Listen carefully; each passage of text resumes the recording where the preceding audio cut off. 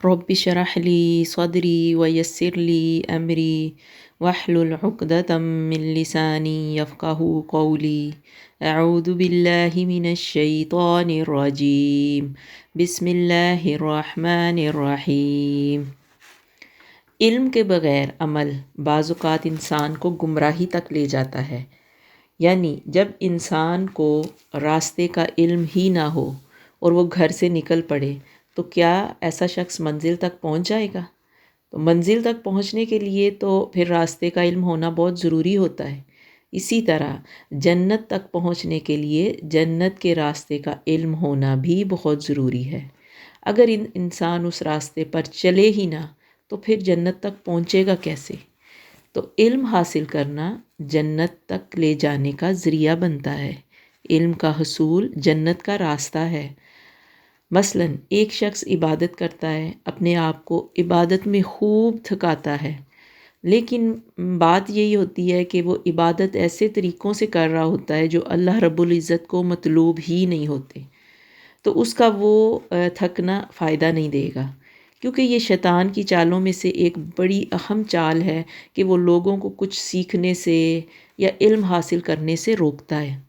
علامہ ابن جوزی کہتے ہیں کہ جان لو، ابلیس کا لوگوں پر سب سے پہلا دھوکہ یہ ہے کہ وہ لوگوں کو علم سے روکتا ہے، کیونکہ وہ جانتا ہے کہ علم نور ہے، کہ جب یہ نور ان کے اندر آ جائے گا تو یہ لوگ ہدایت کی طرف چلے جائیں گے، تو وہ اپنی بھرپور کوشش سے ان نور کے چراغوں کو بجھوا دیتا ہے اور پھر جیسے چاہے ان کو ٹھوکریں لگواتا ہے۔ یعنی انسان کو جب وہ گمراہ کر دیتا ہے تو پھر جس طرح وہ چاہتا ہے اپنے راستے پہ اس کو چلاتا ہے۔ اور یہ بھی شیطان کی چالوں میں سے ہے کہ وہ اللہ کے بندوں کو غور و فکر اور تدبر سے نفرت دلاتا ہے۔ تو اس کا کیا مطلب ہے؟ اس کا مطلب یہ ہے کہ آپ دیکھ لیں کہ انسان خود جب قرآن صرف پڑھتا ہے تو بہت سے لوگوں کا یہ کہنا ہوتا ہے کہ بس یہ دیکھ کے پڑھ لی ہے نا کافی ہے، اس کی سمجھ بوجھ یا اس کے اندر کیا احکامات ہیں اس کو جاننے کی کوشش ہی نہیں کرتے۔ تو یہ کیا ہوتا ہے؟ یہ شیطانی وار ہے۔ تو اگر وہ انسان کو غور کرنے سے روکتا ہے، وہ جانتا ہے کہ اگر یہ جان لے گا، اس کے احکامات پر عمل کرنا شروع کر دے گا تو پھر اس کو ہدایت مل جائے گی، اس کو راستہ مل جائے گا اور یہ شخص پھر میرے کام کا نہیں رہے گا۔ تو ہمیں ان شیطانی چالوں کو سمجھنا چاہیے، خود بھی علم، یہ قرآن کا علم حاصل کرنا چاہیے، اس کے احکامات کو جاننے کی کوشش کرنی چاہیے اور اللہ رب العزت سے دعا کرنی چاہیے کہ اللہ تعالی ہمیں اس پر عمل کرنے والا بنائے، آمین۔ تو چلیے اگلا پارہ شروع کرتے ہیں، 27واں پارہ۔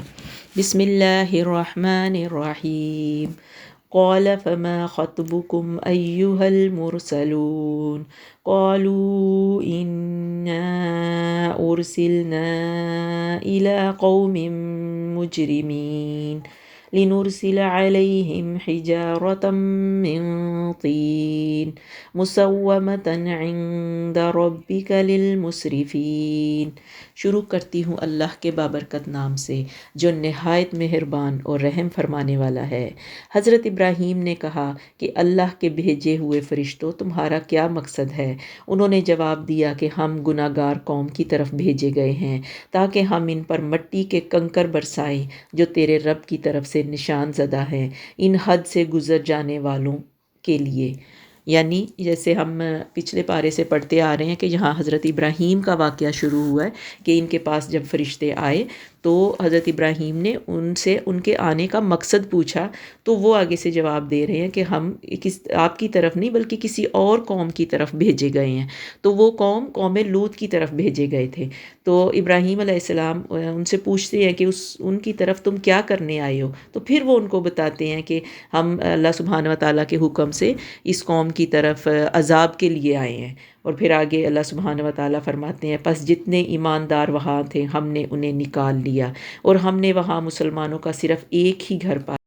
یعنی اللہ سبحانہ و تعالیٰ کے حکم سے فرشتوں نے اس بستی کے اوپر یعنی قوم لوط کے اوپر پتھروں کی بارش برسائی، اور ہر پتھر کے اوپر اس شخص کا نام لکھا ہوا تھا کہ جس نے اس کو ہلاک کرنا تھا۔ یعنی یہ قوم جس برائی میں مبتلا تھی، یہ جو کچھ کر رہے تھے، اس سے پہلے دنیا میں کبھی وہ کام نہیں ہوا تھا۔ یعنی یہ جنسیت پرست تھے اور یہ عورتوں کو چھوڑ کے مردوں کے ساتھ غلط کام کرتے تھے۔ تو ان کو منع کرنے کے باوجود یعنی حضرت لوط نے بار بار ان کو خبردار کیا، لیکن وہ باز نہ آئے، تو پھر اللہ سبحانہ وتعالیٰ نے فرشتوں کے ذریعے ان پر پتھروں کی بارش برسائی اور ان کو نیست و نابود کر دیا، اور صرف ایک گھر یعنی ایمان والوں کا تھا۔ تو یہ حضرت لوط کا گھر تھا کہ جس میں ان کے گھر کے چند افراد تھے، لیکن اس میں ان کی بیوی شامل نہیں تھی، کیونکہ وہ بیوی بھی ان گناہ کرنے والوں کے ساتھ ملی ہوئی تھی۔ تو ساری کی ساری قوم تباہ و برباد کر دی گئی۔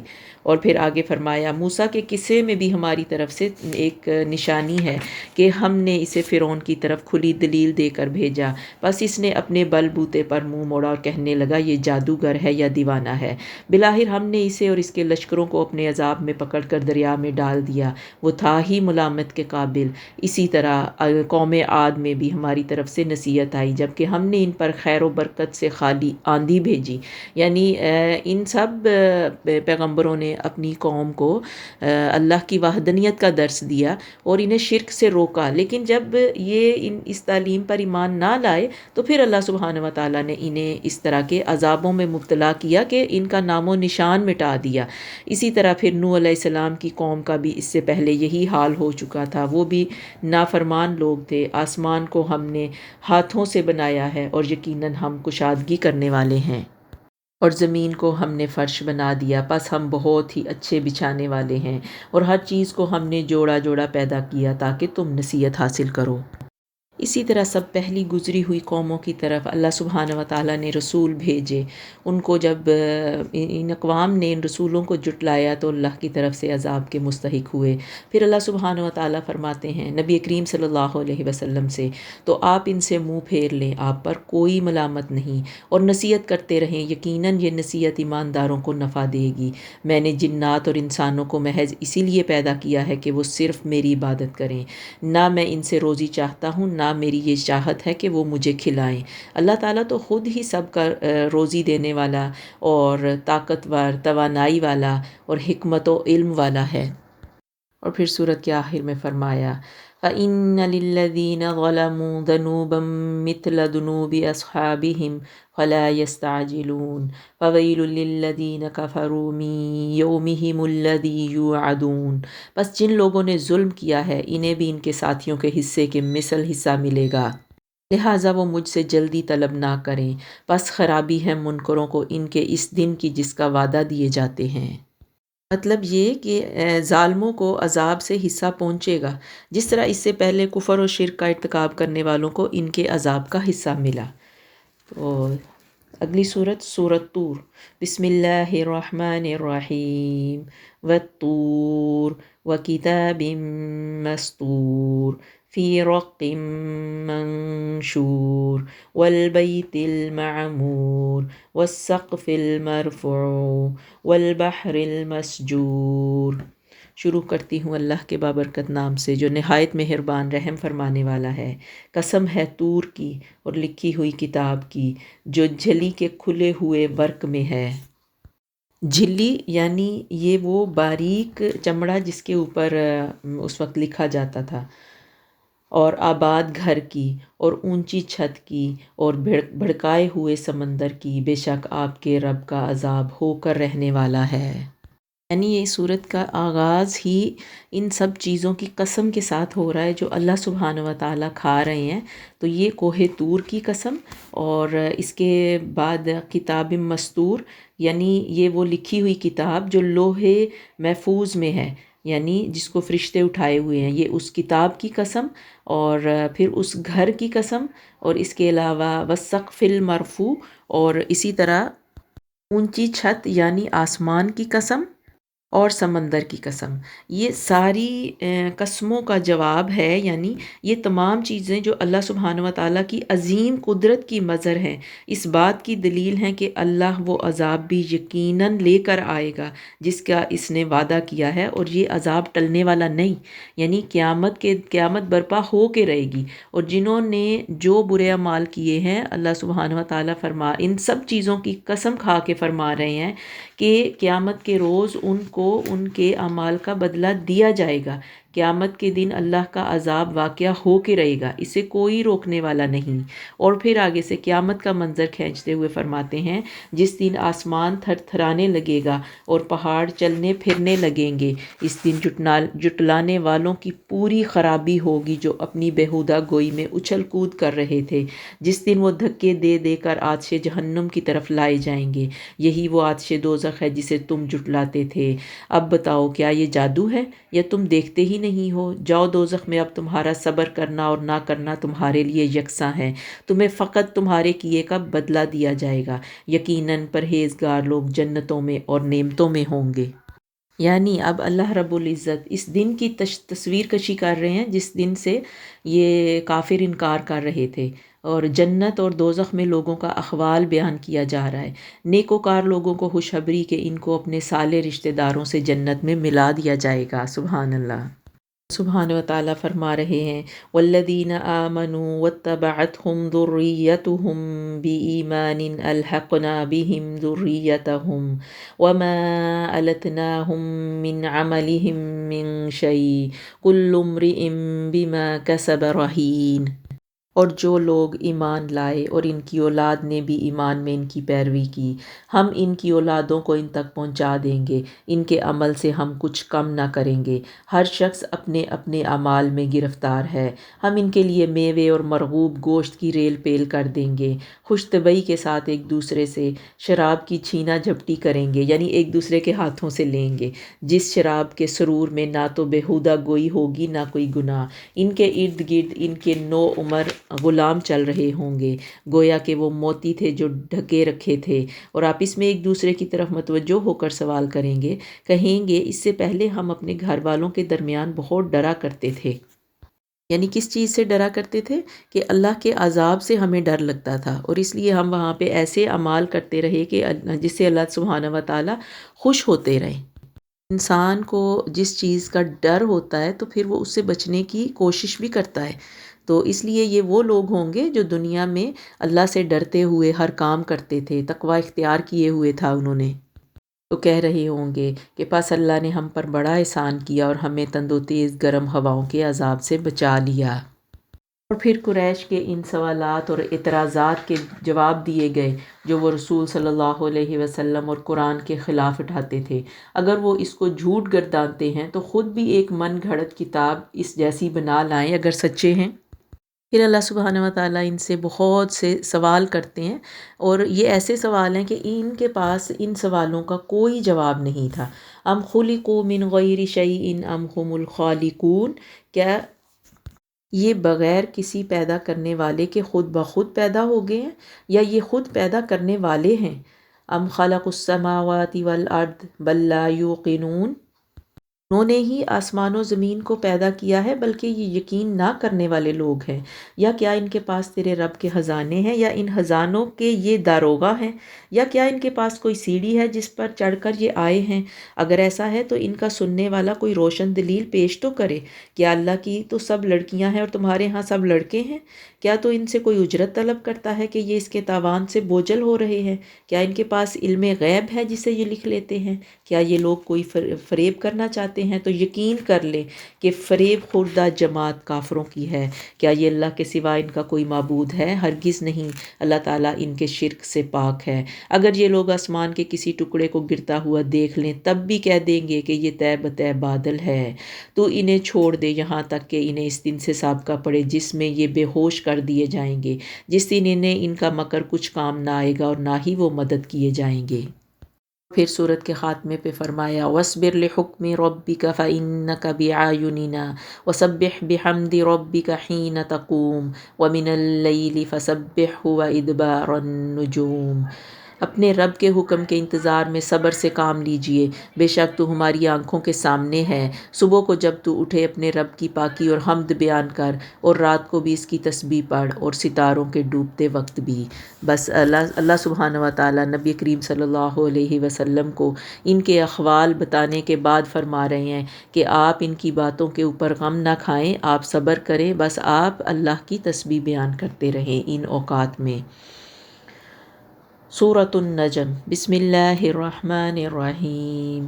والنجم اذا هوى ما ضل صاحبكم وما غوى وما ينطق عن الهوى ان هو الا وحی یوحی۔ شروع کرتی ہوں اللہ کے بابرکت نام سے جو نہایت مہربان رحم فرمانے والا ہے۔ قسم ہے ستارے کی جب وہ گرے کہ تمہارے ساتھی نے نہ راہ گم کی ہے، نہ وہ ٹیڑھی راہ پر ہے، اور نہ اپنی خواہش سے کوئی بات کہتے ہیں، وہ تو صرف وہی ہے جو اتاری جاتی ہے۔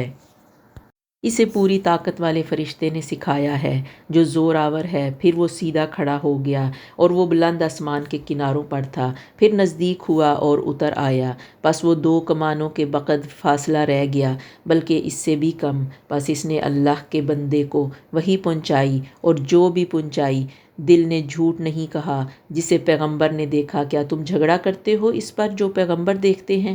تو ایک مرتبہ اور بھی دیکھا تھا سدرۃ المنتہا کے پاس، اسی کے پاس جنت الماوا ہے، جبکہ سدرہ کو چھپائے لیتی تھی وہ چیز جو چھپا رہی تھی، نہ تو نگاہ بہکی نہ حد سے بڑی۔ یقیناً اس نے اپنے رب کی بڑی بڑی نشانیوں میں سے بعض نشانیاں دیکھ لیں۔ اس صورت کے شروع میں ہی اللہ سبحانہ و تعالیٰ نے ایک ستارے کی قسم کھانے کے بعد اس وحی کی حقیقت بیان کی جو نبی کریم صلی اللہ علیہ وسلم پر اللہ تعالیٰ نازل فرماتے ہیں، اور یہ جبرائیل علیہ السلام کا نقشہ کھینچا گیا کہ کس طرح سے جبرائیل علیہ السلام آپ صلی اللہ علیہ وسلم پر وحی کا نزول فرماتے ہیں، اور اس مشاہدے کی تفصیل جو نبی کریم صلی اللہ علیہ وسلم نے وحی کے دوران جبرائیل کو دیکھنے کا کیا، اور وہ بھی بالکل حقیقت ہے، کیونکہ یہ قرآن پاک میں یہ آیات کا نزول ہوا کہ کس طرح اللہ کے رسول نے جبرائیل علیہ السلام کو دیکھا۔ اور پھر اللہ سبحانہ و تعالیٰ فرشتوں کی شفاعت کی تردید کر رہے ہیں، جن کو مشرک معبود کی حیثیت سے یہ لوگ پوچھتے تھے۔ آخرت میں ختمی فیصلہ اللہ ہی کے ہاتھ میں ہوگا، کیونکہ صرف اسی کا علم مکمل اور بے خطا ہے۔ فرشتے اس کے فرما بردار بندے ہیں۔ آخرت کے منکرین نے ان کو اپنا معبود بنا رکھا ہے، یعنی یہ فرشتوں کو بھی اللہ کی بیٹیاں کہتے تھے۔ اللہ ہی سب کے اعمال اور نیتوں سے اچھی طرح واقف ہے۔ شرک اور شفاعت کے بارے میں حقائق اور دلائل بیان کیے گئے۔ بڑے گناہوں سے بچنے والے اس روز کامیاب ہوں گے۔ قریش کے وہ سردار جو خود کو بڑا نیک تصور کرتے اور سارا بھروسہ خود ساختہ معبودوں پر تھا ان کا، اور انہیں اپنی تخلیق پر بہت زیادہ گھمنڈ تھا، انہیں یاد دہانی کرائی گئی کہ تم حقیر مٹی اور پھر نجس نطفے سے پیدا کیے گئے ہو۔ آخرت کے بارے میں انہیں بنیادی اصول بتا دیے گئے۔ اللہ تزر وازرۃ وزر اخری، صحیفوں میں ہے کوئی جان کسی دوسرے کا بوجھ نہیں اٹھائے گی۔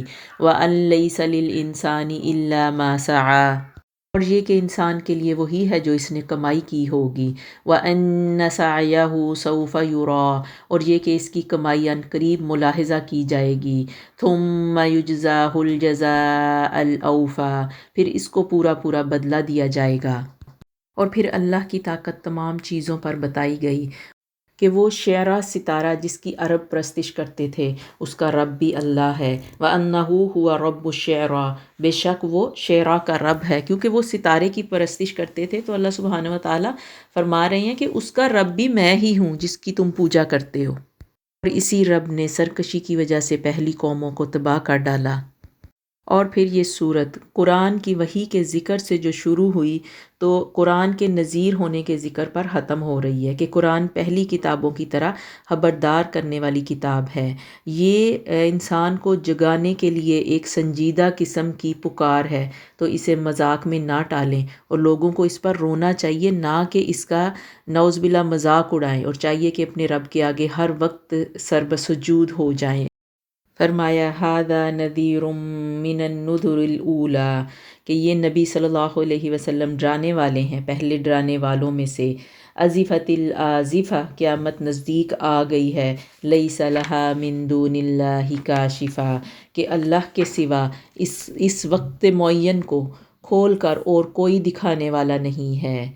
افمن ھذا الحدیث تعجبون بس کیا تم اس بات سے تعجب کرتے ہو، وتضحکون ولا تبکون اور ہنس رہے ہو روتے نہیں ہو، وانتم سامدون بلکہ تم کھیل کود کر رہے ہو، فاسجدوا للہ واعبدوا بس اللہ کے سامنے سجدے کرو اور اسی کی عبادت کرو۔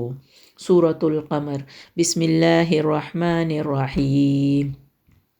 اقتربت الساعة وانشق القمر وإن يروا آية يعرضوا ويقولوا سحر مستمر وكذبوا واتبعوا أهواءهم وكل أمر مستقر ولقد جاءهم من الأنباء ما فيه مزدجر۔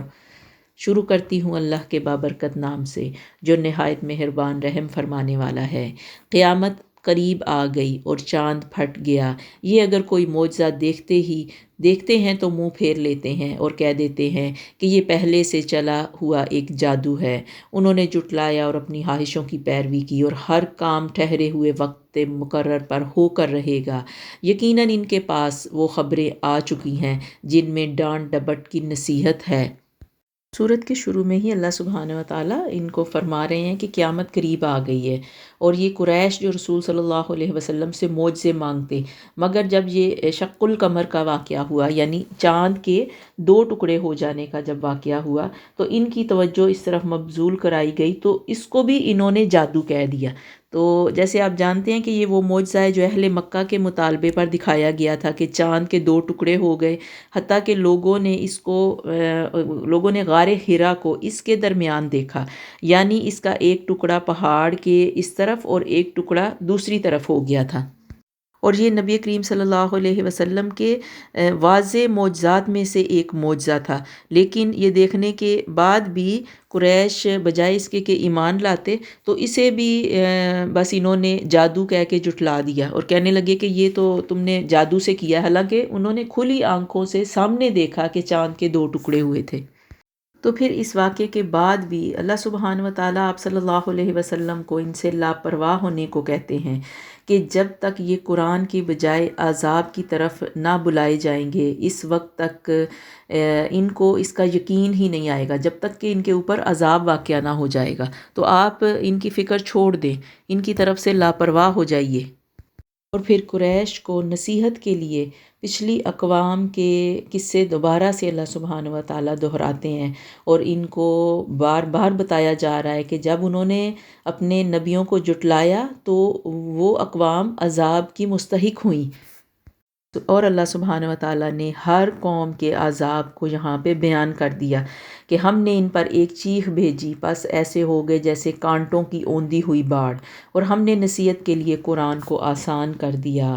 ہر عذاب کے بعد اللہ سبحانہ و تعالیٰ نے یہ آیت کو دہرایا اس صورت میں، وَلَقَدْ يَسَّرْنَا الْقُرْآنَ لِلذِّكْرِ فَهَلْ مِن مُدَّكِرٍ کہ ہم نے نصیحت کے لیے قرآن کو آسان کر دیا تھا، بس کیا ہے کوئی جو اس نصیحت کو پکڑے۔ قوم لوط نے بھی ڈرانے والوں کی تکذیب کی، یعنی اس قوم نے بھی جھٹلایا، بے شک ہم نے ان پر پتھر برسانے والی ہوا بھیجی، سوائے لوط کے گھر والوں کے انہیں ہم نے سحر کے وقت بچا لیا، اپنے احسان سے ان کو نجات دے دی، ہر شکر گزار کو ہم اسی طرح بدلہ دیتے ہیں۔ یقیناً لوط نے انہیں ہماری پکڑ سے ڈرایا تھا، لیکن انہوں نے ڈرانے والوں میں شک و شبہ اور جھگڑا کیا۔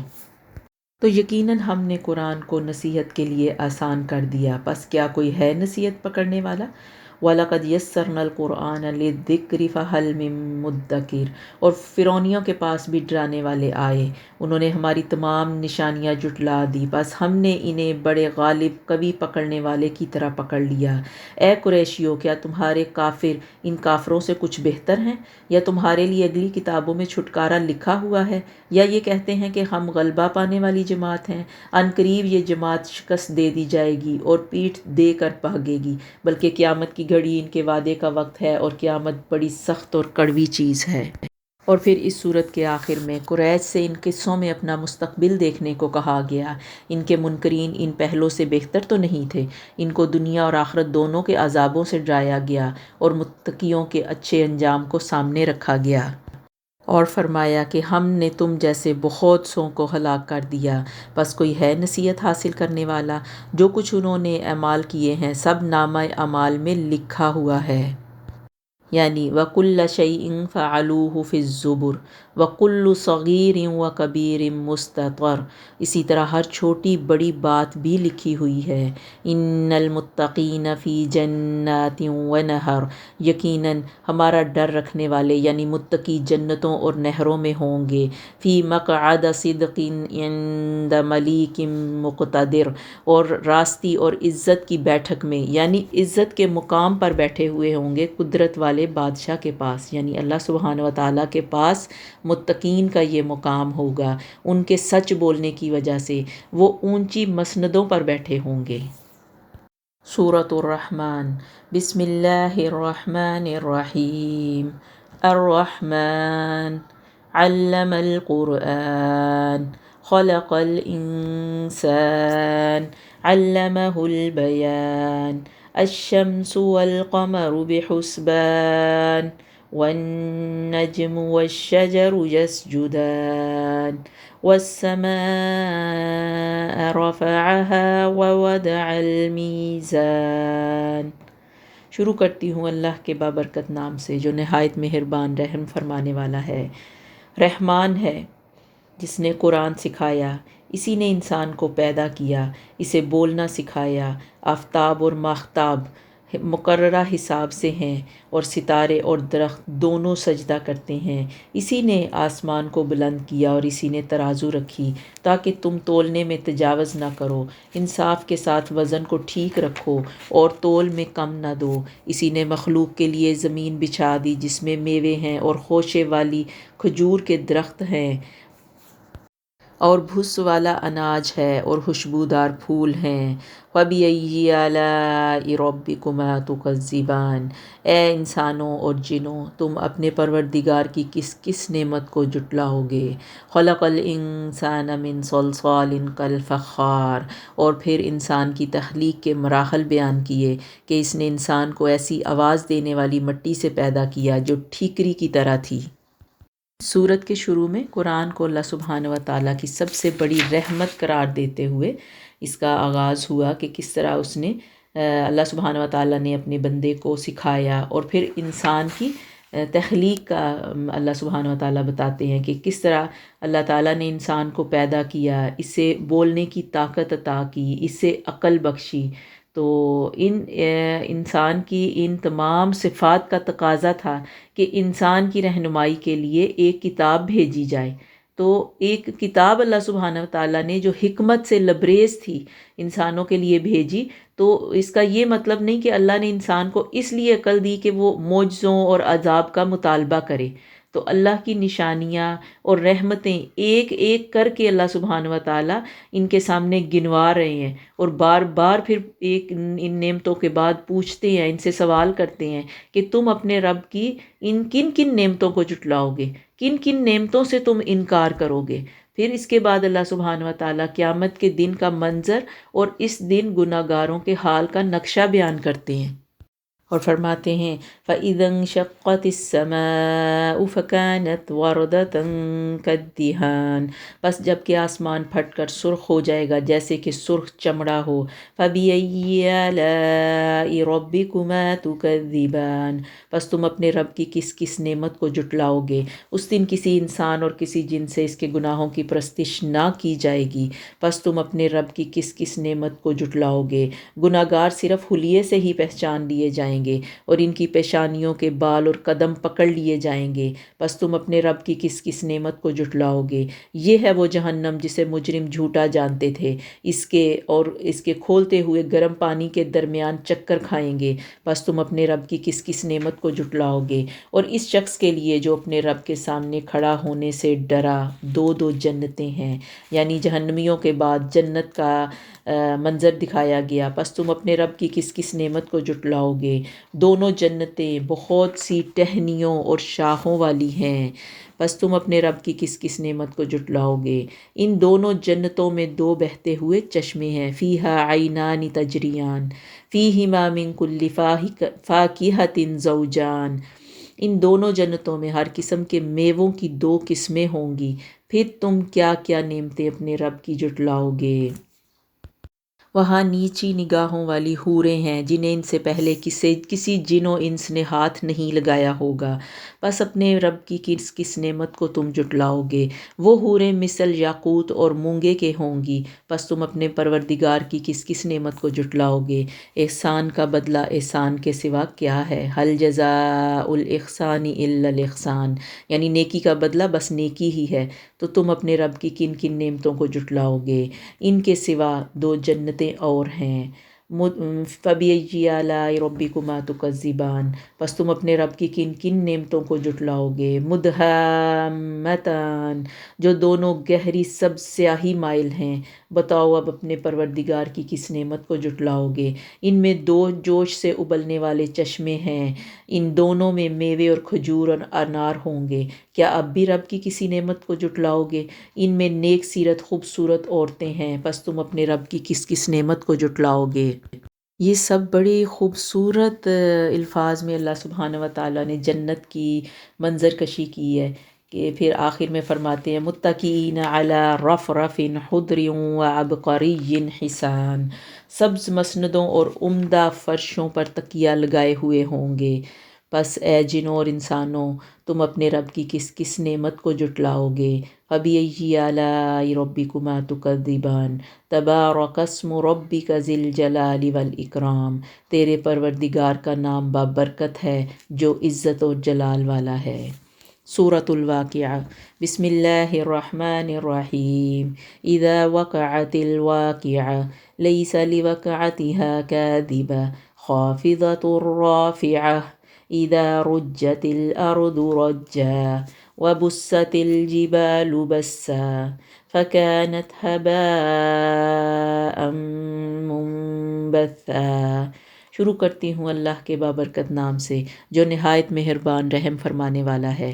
جب قیامت قائم ہو جائے گی جس کے واقع ہونے میں کوئی جھوٹ نہیں، وہ پست کرنے والی اور بلند کرنے والی ہوگی، جبکہ زمین زلزلے کے ساتھ ہلا دی جائے گی اور پہاڑ بالکل ریزہ ریزہ کر دیے جائیں گے، پھر وہ مثل پراگندہ غبار کے ہو جائیں گے اور تم تین جماعتوں میں ہو جاؤ گے، پس دانے ہاتھ والے کیسے اچھے ہیں دانے ہاتھ والے، اور بائیں ہاتھ والے کیا حال ہے بائیں ہاتھ والوں کا، اور جو آگے والے ہیں وہ تو آگے والے ہیں، اور وہ بالکل نزدیکی حاصل کیے ہوئے ہیں نعمتوں والی جنتوں میں، فی جنات النعیم ثلۃ من الاولین وقلیل من الآخرین، نعمتوں والی جنتوں میں ہوں گے، بہت بڑا گروہ تو اگلے لوگوں میں سے ہوگا اور تھوڑے سے پچھلے لوگوں میں سے۔ یہ لوگ سونے کے تاروں سے بنے ہوئے تختوں پر ایک دوسرے کے سامنے تکیہ لگائے ہوئے ہوں گے۔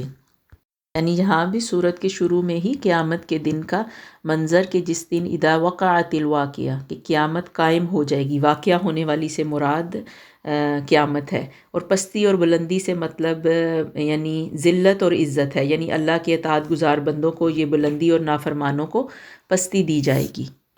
اور پھر یہ کہ نیکوں کے اعمال نامے دائیں ہاتھ میں اور برے لوگوں کے بائیں ہاتھ میں دیے جائیں گے، یعنی یہ قیامت کی منظر کشی کی گئی ہے۔ اور سابقون الاولون کون ہوں گے، اور دائیں ہاتھ والے پھر بائیں ہاتھ والے، یعنی سابقون الاولون اللہ کے سب سے زیادہ مقرب سب سے زیادہ قریب ہوں گے، اور دائیں ہاتھ والے وہی جو نیک لوگ ہوں گے، اور اس کے بعد بائیں ہاتھ والے جو برے اعمال والے ہوں گے، اور اس کے بعد توحید اور آخرت کے مباحث اور دلائل بیان کیے گئے تاکہ لوگ اس بارے میں سوچیں اور حقیقت کو پہچانیں۔ اور فرمایا اَأَنتُمْ تَخْلُقُونَهُ أَمْ نَحْنُ الْخَالِقُونَ، کیا اس کا یعنی انسان کو تم بناتے ہو یا پیدا کرنے والے ہم ہی ہیں؟ نحن قدرنا بینکم الموت وما نحن بمسبوقین، ہم نے ہی تم میں موت کو متعین کر دیا اور ہم اس سے ہارے ہوئے نہیں ہیں۔ علی ان نبدل امثالکم وننشئکم فیما لا تعلمون، کہ تمہاری جگہ تم جیسے اور پیدا کر دیں اور تمہیں نئے سرے سے اس عالم میں پیدا کریں جس سے تم بالکل بے خبر ہو، اور تمہیں یقینی طور پر پہلی دفعہ کی پیدائش معلوم ہی ہے، پھر کیوں عبرت حاصل نہیں کرتے؟ اچھا پھر یہ بتلاؤ کہ جو کچھ بھی تم بوتے ہو اسے تم ہی اگاتے ہو یا ہم اگانے والے ہیں؟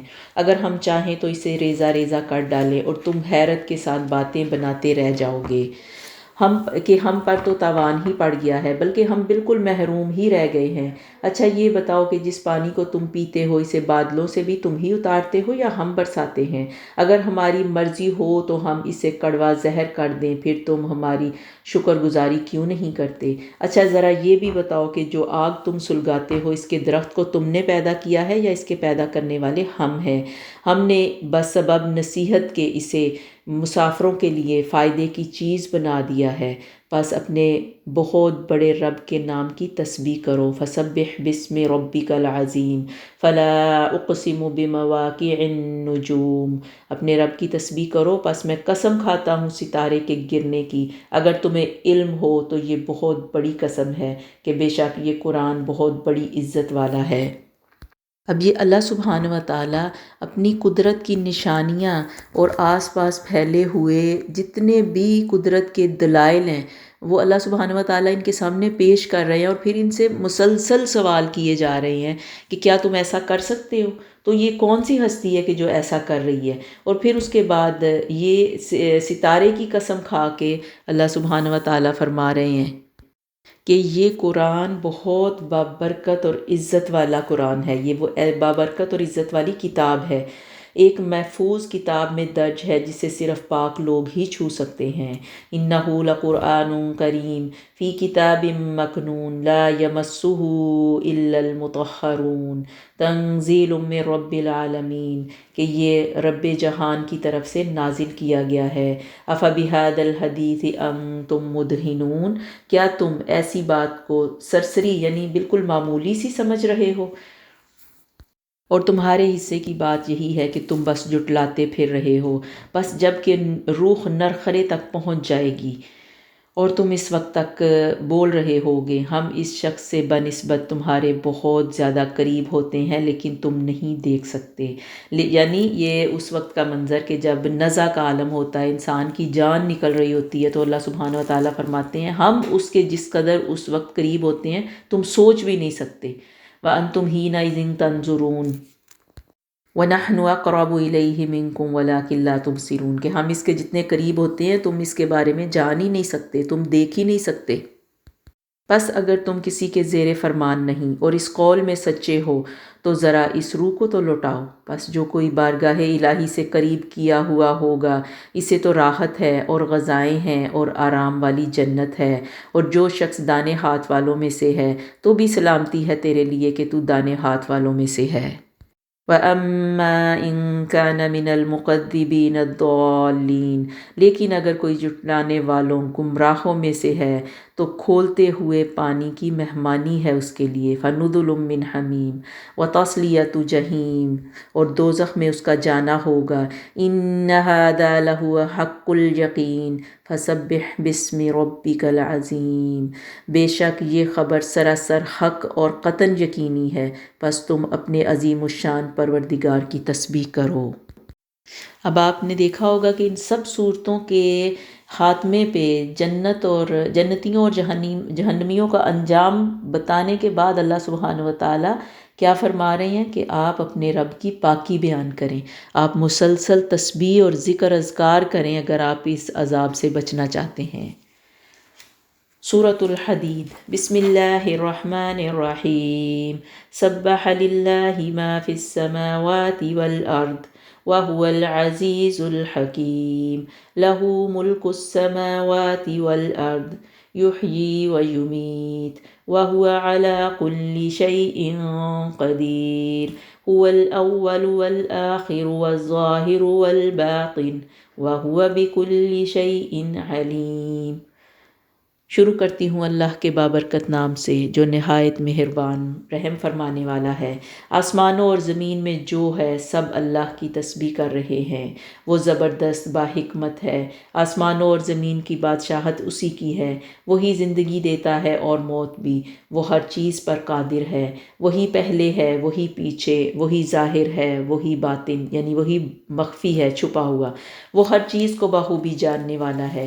وہی ہے جس نے آسمانوں اور زمین کو 6 دن میں پیدا کیا، پھر عرش پر مستوی ہو گیا۔ وہ خوب جانتا ہے اس چیز کو جو زمین میں جائے اور جو اس سے نکلے، یعنی جو انسان بوتا ہے اس کے بارے میں بھی اللہ سبحانہ و تعالیٰ جانتے ہیں، اور جو زمین سے نکلتا ہے اس کے بارے میں بھی، اور جو آسمان سے نیچے آئے یعنی بارش، پانی یا جو کچھ بھی آسمان سے آئے، یا اللہ سبحانہ و تعالیٰ کی طرف سے کوئی بھی عذاب جو نازل ہو یا فرشتے اترے، اور جو کچھ چڑھ کر اس میں جائے، اور جہاں کہیں تم ہو وہ تمہارے ساتھ ہے، اور جو کچھ تم کر رہے ہو اللہ دیکھ رہا ہے۔ وَهُوَ مَعَكُمْ أَيْنَمَا كُنْتُمْ کہ جو کچھ بھی تم کرتے ہو وہ تمہارے ساتھ ہے۔ وَاللَّهُ بِمَا تَعْمَلُونَ خَبِيرٌ اور اللہ تعالیٰ جو تم عمل کرتے ہو اس کو دیکھنے والا ہے۔ اب یہ سورت کے شروع میں ہی اللہ سبحانہ و تعالیٰ کی بے مثال اور خوبصورت صفات کا بیان، خاص طور پر اس کے علم کی لامحدودیت کو بیان کیا گیا، اس لیے کہ صرف وہی حق رکھتا ہے کہ اس کی پرستش اور اطاعت کی جائے۔ اللہ سبحانہ و تعالیٰ یہ قدرت کی نشانیاں دکھا کے بار بار ان مشرکین مکہ کو، ان کفار کو یاد دہانی کروا رہے ہیں کہ کوئی ایسی ذات ہے کہ اس کی نشانیاں تمہیں سامنے نظر آ رہی ہیں، تو اس کو اس وقت تم جٹلاؤ نہیں، اگر جٹلاؤ گے تو پھر عذاب کے مستحق ہوگے۔ پھر مومنوں کو جہاد اور انفاق فی سبیل اللہ کی ترغیب دی گئی۔ اگر سابقون الاولون میں شامل ہونا چاہتے ہو، وہ لوگ جنہوں نے فتح مکہ سے پہلے قتال اور حرج کیا، وہ درجے میں ان سے بلند ہیں۔ جنہوں نے بعد میں یہ کام کیے ان کے لیے فوز عظیم ہے، اور منافقین کے عذاب کی کچھ وجوہات بیان کر دی گئیں۔ اب یہ کہ فتح مکہ سے پہلے حرج کرنے والوں کا یہاں پہ درجہ کیوں اللہ سبحانہ و تعالیٰ نے زیادہ بتایا؟ کیونکہ پہلے مسلمان تعداد اور قوت کے لحاظ سے کم تھے، اور مسلمانوں کی مالی حالت بھی بہت کمزور تھی، اور پھر ان حالات میں اللہ کی راہ میں حرج کرنا اور جہاد میں حصہ لینا دونوں انتہائی مشکل کام تھے۔ اور جبکہ فتح مکہ کے بعد یہ صورتحال بدل چکی ہوئی تھی، مسلمان قوت اور طاقت میں زیادہ ہو چکے ہوئے تھے، ان کے مالی حالات بھی کہیں زیادہ بہتر تھے، تو اس میں اللہ تعالیٰ نے دونوں ادوار کے مسلمانوں کی بابت فرمایا کہ یہ اجر میں برابر نہیں ہیں۔ پہلے جنہوں نے اللہ کے راستے میں حرج کیا، جہاد کیا، اس وقت کے جب کہ مسلمانوں کو بہت زیادہ ضرورت تھی اللہ کی راہ میں حرج کرنے کی، تو اس وقت کا درجہ اب کے درجے کے مقابلے میں بہت زیادہ ہے۔ پھر منافقین کے عذاب کی کچھ وجوہات بیان کی گئیں کہ یوم یقول المنافقون والمنافقات للذین آمنوا انظرونا نقتبس من نورکم، جس دن منافق مرد اور منافق عورتیں ایمان والوں کو آوازیں دیں گے کہ ذرا ہمیں بھی موقع دیجئے کہ ہم آپ کی روشنی سے فائدہ اٹھا لیں، تو ان کو کیا جواب ملے گا؟ قیل ارجعوا وراءکم، کہ ان کو کہا، وہ جواب دیں گے کہ تم پیچھے لوٹو، وہاں روشنی تلاش کرو۔ بس ان کے اور اہل ایمان کے درمیان ایک دیوار حائل کر دی جائے گی، جس میں ایک دروازہ ہوگا، اس کے اندر کی جانب رحمت ہوگی اور اس کے باہر کی جانب عذاب ہوگا۔ ینادونہم الم نکم معکم قالوا بلی ولکنکم فتنتم انفسکم، اور یہ ان سے فریاد کریں گے کہ کیا ہم آپ لوگوں کے ساتھ نہیں تھے؟ وہ جواب دیں گے کہ ساتھ تو تھے، لیکن تم نے اپنے کو فتنوں میں مبتلا رکھا، ہمارے لیے گردشوں کے انتظار میں رہے، شبہات میں مبتلا رہے، اور آرزوؤں نے تمہیں دھوکے میں رکھا، یہاں تک کہ اللہ کا فیصلہ ظاہر ہو گیا، اور فریب دینے والے نے تمہیں اللہ کے بارے میں مبتلا فریب ہی رکھا۔ اور پھر اللہ سبحانہ و تعالیٰ منافقین کو عاجزی سے توبہ کی ترغیب دے رہے ہیں، ورنہ ان کو کہا جا رہا ہے کہ ورنہ ان کے دل اہل کتاب کی طرح سخت ہو جائیں گے اور انہیں دنیا کی فانی زندگی کی حقیقت سمجھائی گئی۔ جان لو دنیا کی زندگی محض کھیل تماشا، زیب و زینت اور مال و اولاد کے معاملے میں باہمی تفاخر اور تکاثر کی تمثیل ہے۔ اس بارش کی طرح ہے جس کی اگائی ہوئی فصل کافروں کے دل مو لے، پھر وہ بھڑک اٹھے اور تم اسے زرد دیکھو، پھر وہ ریزہ ریزہ ہو جائے، اور آخرت میں ایک عذاب شدید بھی ہے اور اللہ کی طرف سے مغفرت اور رضامندی بھی۔ دنیا کی زندگی تو بس دھوکے کی چیز ہے، وَمَا الْحَيَاةُ الدُّنْيَا إِلَّا مَتَاعُ الْغُرُورِ، کہ دنیا کی زندگی بس دھوکہ اور فریب ہی ہے۔ مومنوں کو جنت کے حصول کے لیے مسابقت کی ترغیب دی گئی جو زمین و آسمان جتنی وسعت کی حامل جنت ہے۔ مسلمانوں کو بتایا گیا کہ تمام اچھے اور برے حالات اللہ کے اذن سے وقوع پذیر ہوتے ہیں، سو نہ تو وہ دل چھوٹا کریں اور نہ اترانے اور غرور سے بھی پرہیز کریں، نہ اترانے والے بنیں اور نہ ہی غرور میں مبتلا ہوں۔ ما اصاب من مصیبت فی الارض ولا فی انفسکم الا فی کتاب من قبل ان نبرأها ان ذلک علی اللہ یسیر، اور تمہیں کوئی مصیبت بھی نہیں پہنچتی نہ زمینی پیداوار میں اور نہ تمہارے اپنے نفسوں کے اندر، مگر یہ کہ وہ لکھی ہوئی کتاب میں ہے، ایک کتاب میں اس سے پہلے سے کہ ہم اس کو وجود میں لائیں، اور یہ اللہ کے لیے نہایت آسان ہے۔ اور پھر فرمایا لِكَيْ لَا تَأْسَوْا عَلَى مَا فَاتَكُمْ وَلَا تَفْرَحُوا بِمَا آتَاكُمْ وَاللَّهُ لَا يُحِبُّ كُلَّ مُخْتَالٍ فَخُورٍ۔ یہ بات تمہیں اس لیے بتائی جا رہی ہے کہ جو چیز جاتی رہے اس پر غم نہ کرو اور نہ اس چیز پر اتراؤ جو اس نے تمہیں بخشی ہے۔ یاد رکھو اللہ اکڑنے والوں اور فخر کرنے والوں کو پسند نہیں کرتا۔ یعنی اپنی قسمت پر بھروسہ کرو، جو اللہ نے تمہارے مقدر میں تھا تمہیں دیا، اور جو تمہارے مقدر میں نہیں ہے اس کے اوپر غم نہ کرو، دوسروں کی طرف دیکھ کے جیلس نہ ہو، بلکہ اپنی قسمت پر ہی فخر کرو۔ اور کیوں؟ اور دوسروں کے اوپر دیکھ کے اترانے والے اللہ تعالیٰ ان کو سخت ناپسند فرماتے ہیں، اور اپنے دیے کے اوپر بھی فخر کرنے والوں کو اللہ تعالیٰ پسند نہیں فرماتے۔ اور پھر آخری آیات میں فرمایا کہ اللہ نے بہت سے رسول کتابوں اور حکمت کے ساتھ بھیجے اور ایک میزان کے ساتھ تاکہ زمین میں عدل کا بول بالا ہو۔ اس نے لوہا بھی اتارا جو طاقت کی علامت ہے تاکہ نبی اور صالح لوگ دنیا میں عدل کی قیام کے لیے ضرورت ہو تو طاقت کا استعمال کر سکیں۔ اور پھر عیسائیوں کے بارے میں فرمایا کہ انہوں نے اپنے دین میں رہبانیت کی بدعت ایجاد کی جو اللہ نے فرض نہ کی تھی، مگر انہوں نے اللہ کی رضا کے لیے حد سے تجاوز کیا۔ یعنی یہ حدود تجاوز کر کے بھی اس میں اللہ کی رضا تلاش کرتے تھے، جبکہ اس میں اللہ کی رضا نہیں ہونی تھی۔ اگر حدود اللہ کو کوئی کراس کرے گا تو وہ اللہ کی رضا کو نہیں پہنچ سکتا۔ اور ان میں زیادہ تر لوگ نافرمان ہی تھے، یعنی عیسائیوں میں، جو حدود تجاوز کر کے اس میں اللہ کی رضا تلاش کرتے تھے۔ اور پھر آخر میں عیسائیوں کو محمد صلی اللہ علیہ وسلم پر ایمان کی دعوت اور اس پر ان کو دوہرے اجر کی خوشخبری دی گئی کہ اگر عیسائی ایمان لا کر اللہ کی رحمت کے سزاوار بنے تو یہود کو اندازہ ہو جائے گا کہ اللہ کے فضل و رحمت پر ان کی اجارہ داری نہیں ہے، اگر جو ایمان لائے گا عمل صالح کرے گا تو اللہ تعالیٰ اس کو بھی دوہرا اجر دیں گے۔ اور فرمایا آخر میں یا ایھا الذین آمنوا اتقوا اللہ وآمنوا برسولہ یؤتکم کفلین من رحمتہ ویجعل لکم نورا تمشون بہ ویغفر لکم واللہ غفور رحیم، کہ اے وہ لوگو جو ایمان لائے ہو، اللہ سے ڈرتے رہا کرو اور اس کے رسول پر ایمان لاؤ، اللہ تمہیں اپنی رحمت کا دوہرا حصہ دے گا اور تمہیں نور دے گا جس کی روشنی میں تم چلو پھرو گے، اور تمہارے گناہ بھی معاف کر دے گا، اللہ بخشنے والا مہربان ہے۔ لِئَلَّا يَعْلَمَ أَهْلُ الْكِتَابِ أَلَّا يَقْدِرُونَ عَلَى شَيْءٍ مِّن فَضْلِ اللَّهِ وَأَنَّ الْفَضْلَ بِيَدِ اللَّهِ يُؤْتِيهِ مَن يَشَاءُ وَاللَّهُ ذُو الْفَضْلِ الْعَظِيمِ، یہ اس لیے کہ اہل کتاب جان لیں کہ اللہ کے فضل کے کسی حصے پر بھی انہیں اختیار نہیں، اور یہ کہ سارا فضل اللہ ہی کے ہاتھ میں ہے، وہ جسے چاہے عطا کرے، اور اللہ ہے ہی بڑے فضل والا۔ تو اب یہ دگنا اجر کن کے لیے؟ یہ ان اہل کتاب کے لیے کہ جو نبی کریم صلی اللہ علیہ وسلم سے پہلے کسی اور رسول پر ایمان رکھتے تھے، اور اب یہ نبی صلی اللہ علیہ وسلم پر بھی اگر ایمان لے آئیں تو یہ دوہرے اجر کے مستحق ہوں گے۔ تو یہاں اس پارے کا اختتام ہوتا ہے۔ وآخر دعوانا ان الحمد للہ رب العالمین۔ سبحانک اللہم وبحمدک نشہد ان لا الہ الا انت نستغفرک ونتوب الیک۔ السلام علیکم ورحمۃ اللہ وبرکاتہ۔